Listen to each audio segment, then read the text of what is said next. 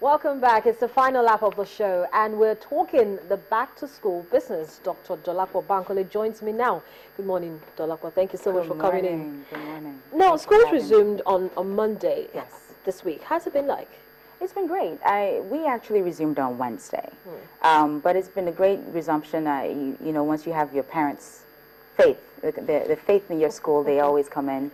And we're all excited about having another 12 weeks together. Another 12 weeks together. Yes. But of course, there's also this the school fees and having to pay for other things that the children are going to require for the semester or for the term, rather. Now, let's talk about that a little bit. Right. What's it been like? What's the default rate for school fees payments been like from your experience? You know, the truth is, school fees, it's very relative, and sometimes you have parents who default for reasons beyond their control.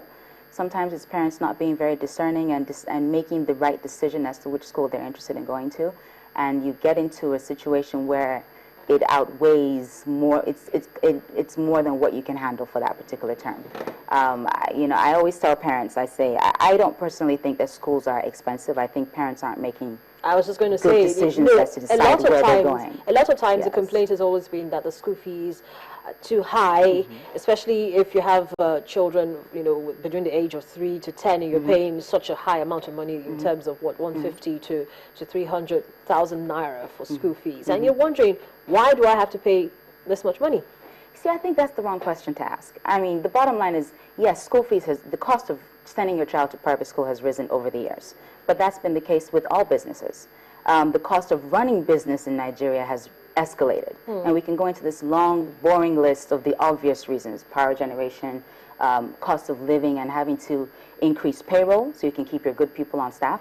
But I think the better question to ask is, are they getting value for what they're paying? And what I would say is that's a personal decision for the parent, a personal question that the parent has to ask. I think, unfortunately, like, for instance, last week I wanted to buy a new laptop. I went online, Googled all the best laptops, checked all the rankings, and it took me a long time to decide which laptop I wanted to go to. But you meet parents who decide on schools based on, oh, my friend's children attend that school, or it has a massive structure, or the receptionist has a really nice accent. You know, you're not asking the right questions, so the only reason you're complaining is because you might not be getting the right value for what you're spending. I think when you get the value for what you're spending, you don't want to complain. You're actually happy to pay it. But then how often do schools actually, you know, do enlightenment programs, so to speak? So it doesn't have to be that my friend's children go to this particular school, but because I know what the structure of the school is like, I will be getting value for money.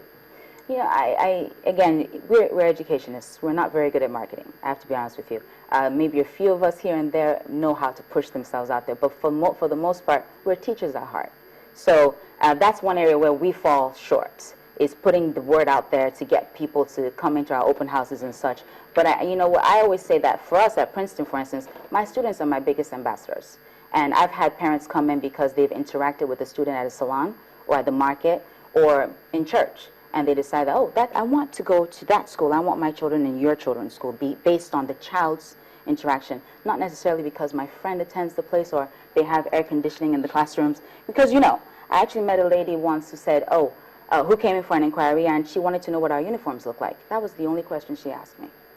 And when she saw our uniforms, when she was done, I actually had to stop her. I said, now, I would really like to discuss our goals and philosophy, so you come in with the right mindset, because every school is run differently, and you should ask the right questions before you come in.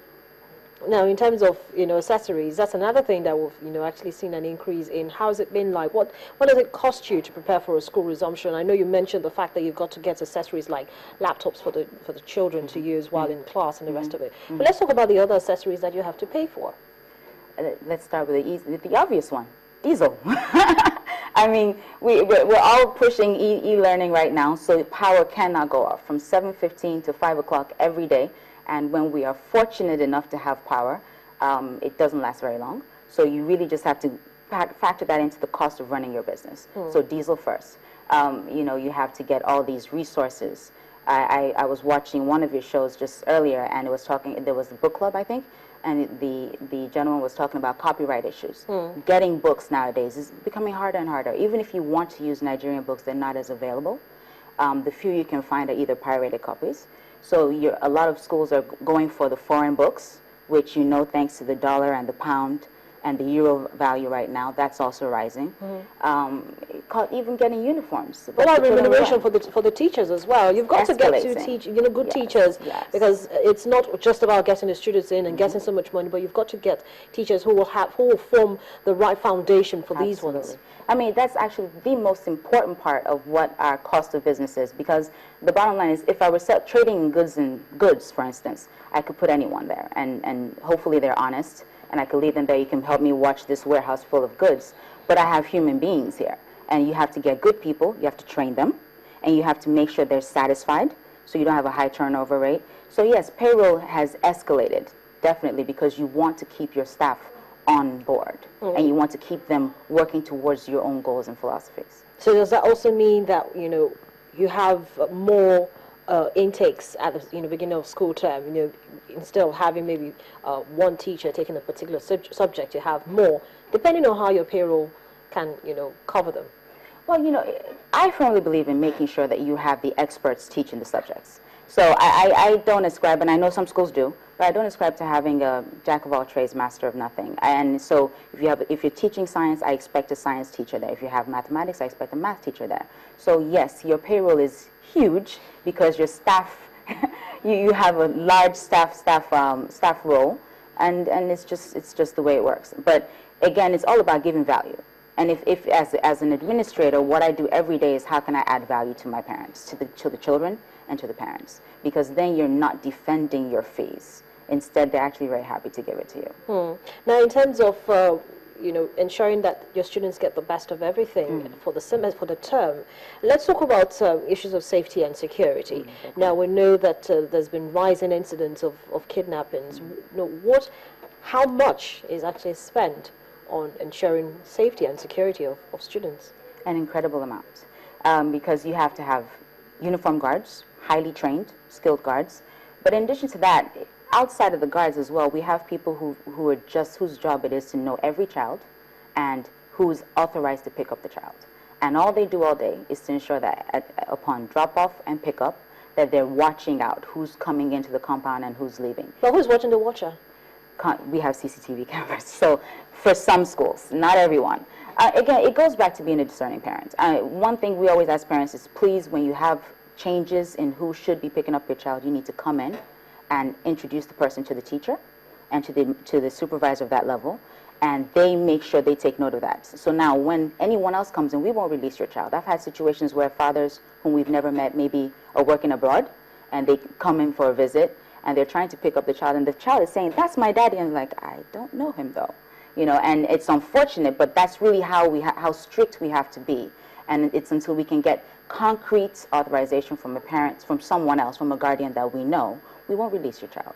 But then, still looking at, the issue of safety now and security, you've talked about the fact they've got, guards coming in from reputable organizations. Yes. You do your due diligence in terms of the parents should ensure who's coming to pick their child and the rest of it. But you talked about CCTV. How much is actually being expended in terms of, people who have the know-how to, install these CCTVs and actually watch this footage to know when or if any need is there's going to be for you to be worried?